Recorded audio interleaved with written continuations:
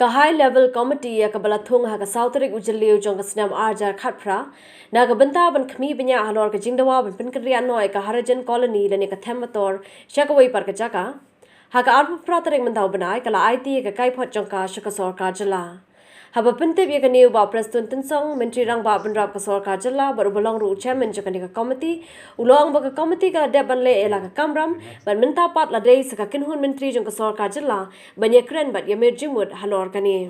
When we submit a report means what? We just submit a report. I have nothing to say anything.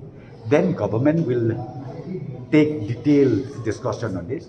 And ultimately when they take a decision, they will brief the press and then we will come out in a proper manner how to inform the citizens of the state. By when means at least if the time frame like within this year it will be done or like within 1 month any time No, frame? right now I can't say anything as I said because just tonight we submitted the report. We have already submitted the report. So now it is up to the government. So let the chief minister and let the officers study everything and then bring it to the cabinet. When that I can't say.